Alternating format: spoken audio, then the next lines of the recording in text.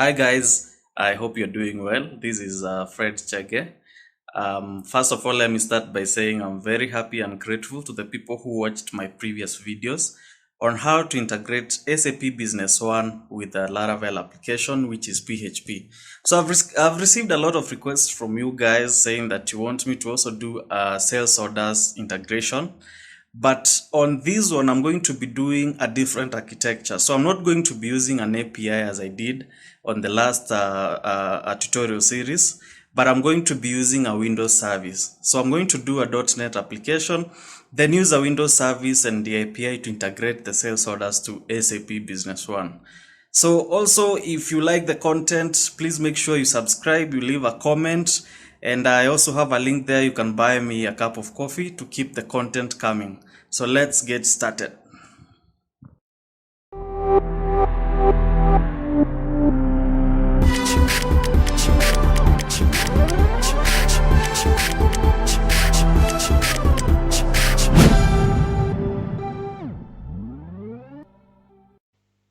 Hi guys, so let's get started. So as I have mentioned in the introduction, in this tutorial series, I'll be doing an integration of SAP Business One with a third-party application, which I'm going to develop using .NET.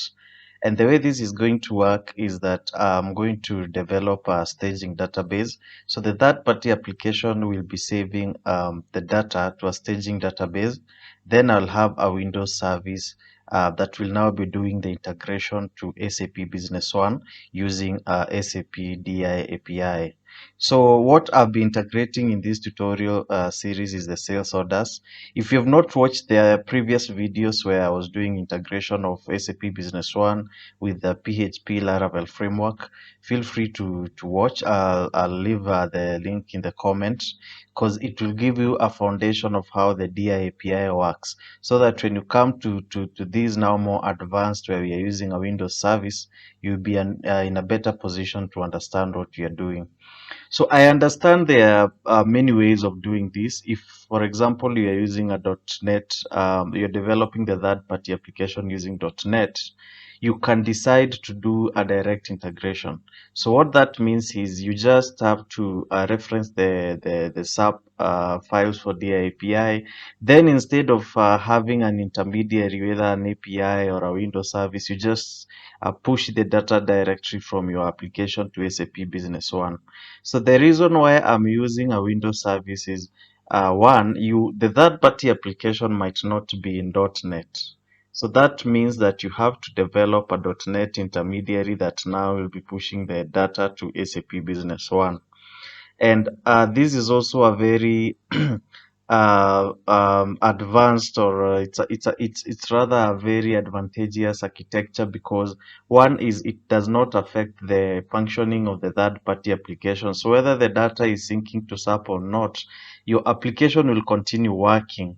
So if there is an issue with the service, the data will only not get to SAP or get back to the application, but the application functionality will be working. So in the other case scenario that I gave, where you are doing a direct integration to SAP, in case there is a problem with that connection, either the DAPI is not working or you are not able to reach it, then that means that your application functionalities and performances will be affected.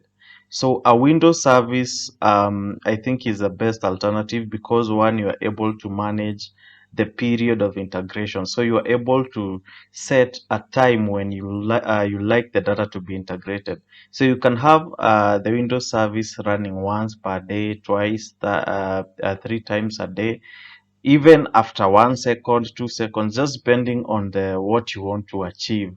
So I'm going to be creating the .NET Windows application. Then I'm going to be using Entity Framework to save the data to a staging database, and then I'm going to be retrieving the data and sending it to SAP Business One using a Windows service. So hope you learn, and yeah, I hope you pick a few things that you can be able to use for your next development.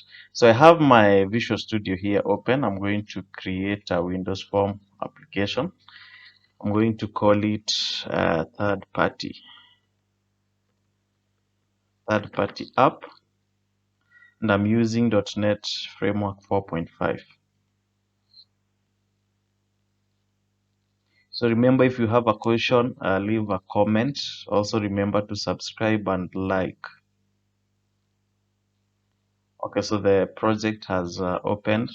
So basically what I want to do here is to add text fields that are now going to contain our sales orders information. It's going to be very basic, very simple. So I'm not going to add a lot of things. So let me just change the startup position to center screen.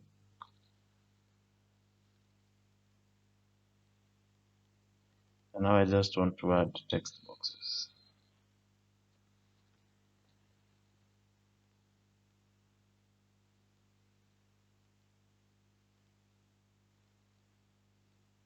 Okay, so you need first of all to understand what a sales order should have. Okay, so guys, as you know, in SAP Business One, in order to make a sales order, the first thing you need to have is a customer uh, and items. So that's what I'm going to create. So I'm going to start with a text box that you're going to use to put the customer details. Then from there, I think now I'll just do one item for demonstration purposes, but depending on how your third party application is constructed, it can be able to do multiple items, select delivery date. Yeah, that depends on what the application is able to do. So I'm going to leave this field as the field that will be used to put the customer the card code from SAP Business One. Then I want to do a group. Want to add a group.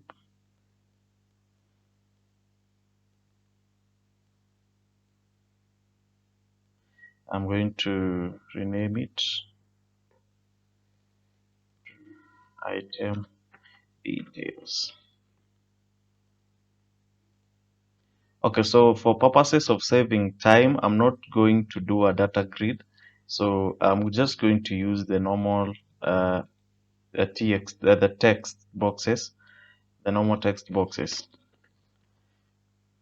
So the question we need to ask ourselves is, what do we need from the items that we want to add? So the first thing is the item code. Then we can also put the description. So I'm going to duplicate this. We have item code, uh, description. Then we have to put the quantity. Then we also need to put the unit price. Yeah, so with that, I think we have all the details that we need. I'm just now going to add labels so that we know what these text boxes are for. So this one is just customer.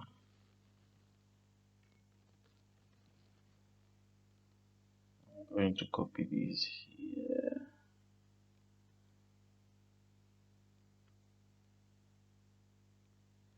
This one is going to be the item code. This one is going to be the description.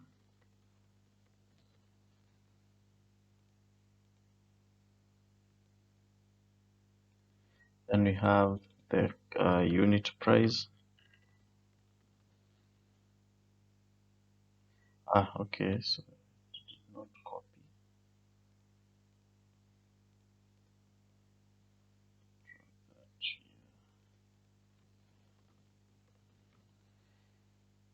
Then lastly, we are going to have the quantity.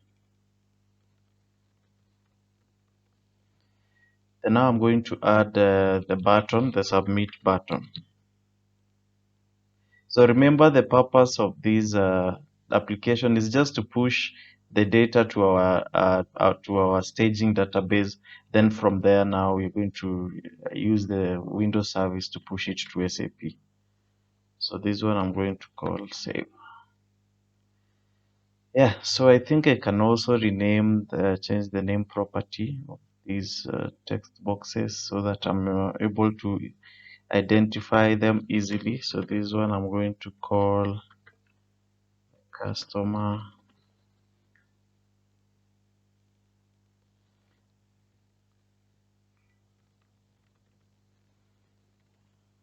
code.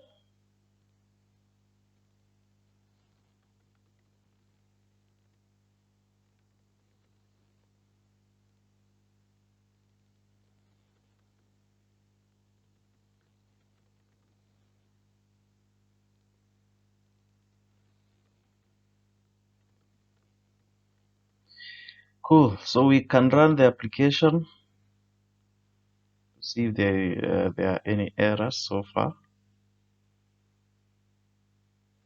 Yeah, so far so good. We have our application. So what I want to now do is create the database. So remember, we are going to be using entity framework. So if you do not know how to use it, you learn from this video as well. So I'm going to use to just create first the database. Then I'm going to import the models to my project.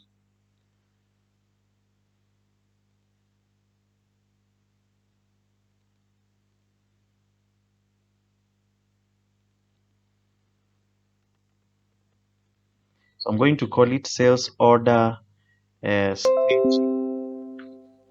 Okay. So then what now I want to do? I want to add a table. So remember, I'm using SQL database. You can also do this using MySQL. It still works the same way. So I'm going to start with an ID, give it a value of int, and then set this as a primary key. If you don't do that, you're going to have some issues with your entity framework. And then I want also to add now the customer. Customer, this should be voucher. I'm going to give it 150. Then I want to put the total for the sales order, which you're going to, of course, get by multiplying the quantity of the item with the unit price. Yeah, so this table I'm going to call it order details. Then I want to also create item details. So this one is going to contain our items details. So I also want to do a primary key. So, and if you're familiar with entity framework, there is an easier way of doing this where you just create a migration, then you migrate it. So that is a method called code first. So for purposes of time, I just wanted to use this method. It's a bit faster. So I'm going to create the item code.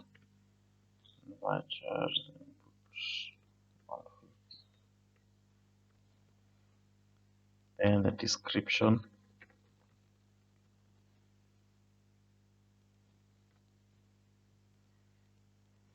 Quantity. I can put, okay, can also use these. Then the unit price.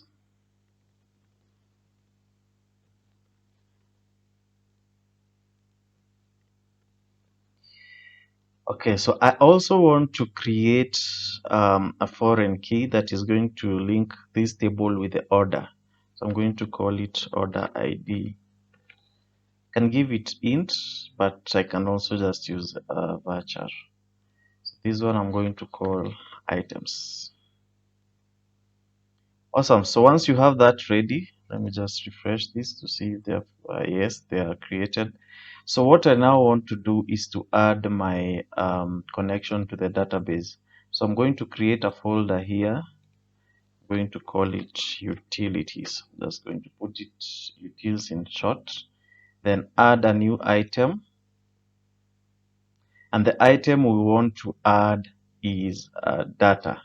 So we want to select the ado.net entity data model. Then here you have the methods you can use. So you can use the designer, you can use a code first method, then code first from database. But I want to use the first method because I've already developed or created the database. So then here, what I need to do is now to connect to the database that I have created. So let's see whether it will pick the server name. So as long as you have the SQL services running, then you shouldn't have any issues. This is taking a bit of time. Let me just type it there. That's my server. And now we can see the databases. So our database name was sales order staging. So that's what we want to use. You can go ahead and test connection. So this one is successful. Click OK. Then you want to include. Okay. Yeah. So we can just continue. Next. Next. Then here you want to select the tables you want to include. So for my case, I'm going to select all. If you have views, you're able to select them here. If you also have stored procedures, you're able to select them from here. So I'm just going to finish. And yeah, this might take some time depending on the number of tables you have. Awesome. So it has finished loading. So if you now come here to utils, you can see model 1 EDMX. So these are our tables. So you can see it has correctly imported them.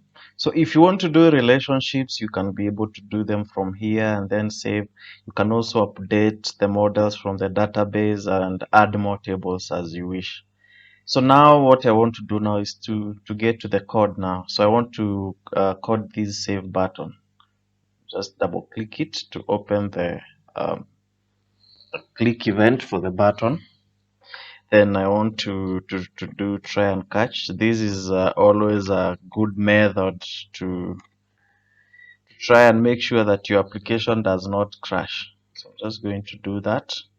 You can also create a log file that will be outputting the errors in a txt file. So I have done a demonstration or a tutorial on that as well. So you can be able to watch it, and I'm going to also insert the link in this video. So it comes in handy once you have published your application. So you cannot go back to the code, but you're able to see the errors and the outputs using txt files.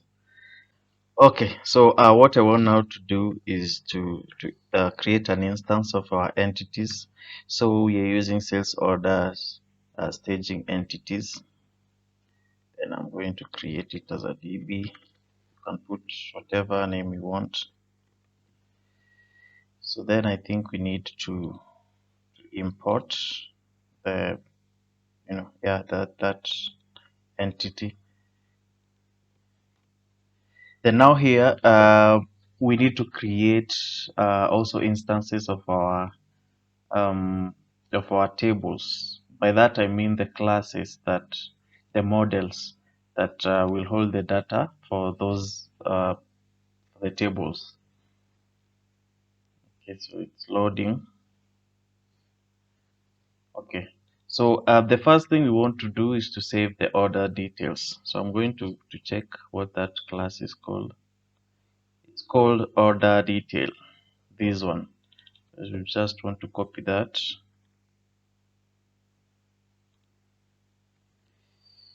Create an instance here is equals new order. Then now we want to add our details. We want to add the customer. So this is we're going to get this from the customer text box. Okay, so I'm going to duplicate that. Now we also want the total, right? So yeah, I think this table has two fields, the customer and the total. So the total, what we want to do is to compute it. So how we are going to do that is to first of all convert to decimal. So you're going to do double dot pass.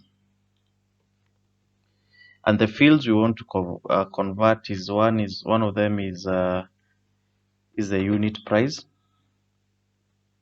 Okay. Then we want now to multiply it with the quantity so that we get the total.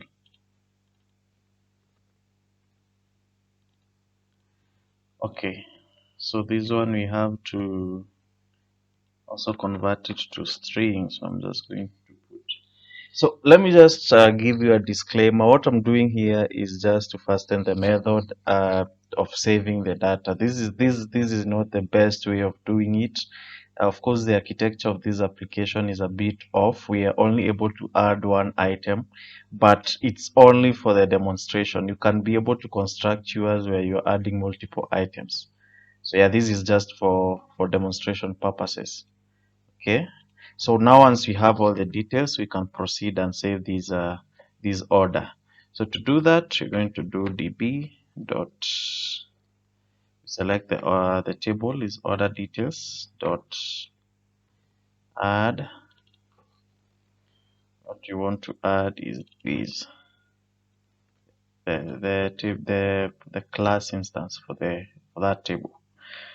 All right, so once that is done, we can now proceed and add the item. So to do that, first of all, we need to get the ID of the order we have just added. So I'm going to call it last order ID. The cost that you can just do by taking this order, the instance of the data that we have added in the first in the table order details, then select the ID. So these will make sure that you have the um, the ID of the order you have just added. Okay. So another way you can do this is you can also check whether you have saved the data successfully. So to do that, you can just create a variable, call it results, then give it. Okay, first of all, we need to also save. This one does not save; it just adds. So we need to save. So to save, you just do db dot save changes. Okay, that now saves. Then now what you want to do is to give these variable results to allocate it whatever will be returned after we have saved. So then you can come here and check if results is greater than 0, then you know that you have saved successfully. So you can display here a message. Okay, you can use a message box to show that order saved successfully. Okay. All right. So that is done. What you can also do, I think you can put an else and say error occurred. Yes. Error occurred. All right. So now we can proceed and add the item. All right. So to add the item, we just also need to initialize the class, which is item, which just put here item is equals new item. So as you can see, link or the entity framework provides an easier way of saving. So what we are doing here, we could have done it using the select, the insert queries, SQL queries, but you're able to do it easily here using the entity framework. So the same goes to fetching the information which you're going to see when you're doing the Windows service. Okay, so now we want to save the item. I'm just going to fill the data that is required. So the item code, we are going to receive it from which field? The item code field text. I'm just going to duplicate this. Then we need the unit price. Okay, txt unit price. Then we need the description. Txt description. Then we need the I think the quantity. Yes. quantity. Okay, so now we can add db.items dot add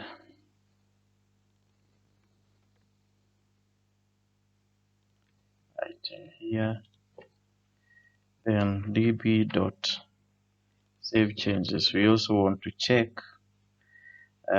whether whatever we are going to receive is going to be a successful save. So item saved.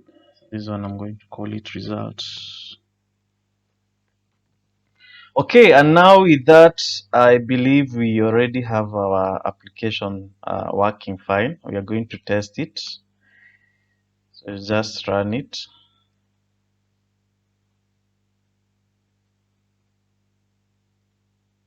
It takes a few minutes to compile first.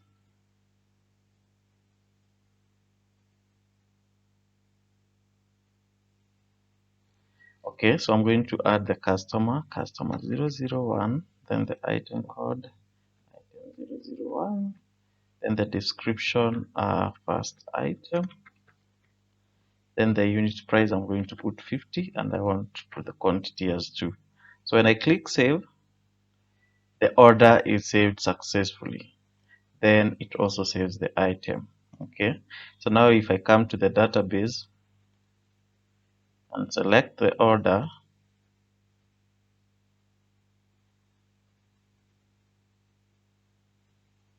I now have the customer and the total. We have put 50 times 2, which is 100, and the item has also been saved. Now, as you can see, okay, the order ID is null. We need to sort that one out. So the reason is we have not added it here. So I'm just going to copy that, then order ID. Then I'm going to allocate it to this last order. This is what will hold our ID. Yeah, but since okay, since this is an integer, we also need to change it to string. So just put dot to string.